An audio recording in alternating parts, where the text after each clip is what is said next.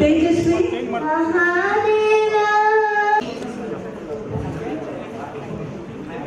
ಪ್ರತಿಭಾ ಪುರಸ್ಕಾರದ ನಂತರ ಎಲ್ಲ ಕೋಲಾರ ಜಿಲ್ಲಾ ಘಟಕ ಆದಿಯಾಗಿ Srinivaspur, Mulbagal, Bangarpet, KGF, Malur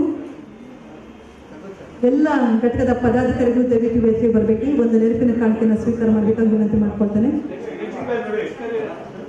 okay, thank you, ಧನ್ಯವಾದಗಳು.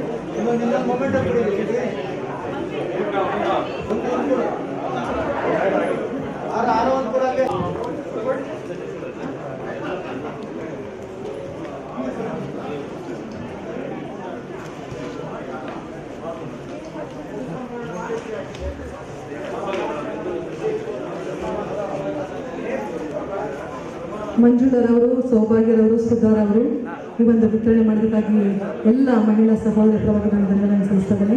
ಎಲ್ಲ ಗೌರವಾನ್ವಿತ ಗಣ್ಯರು,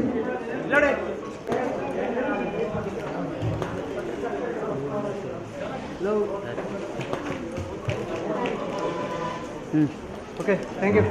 ಇಲ್ಲಿ ನೋಡಿ. ಓಕೆ.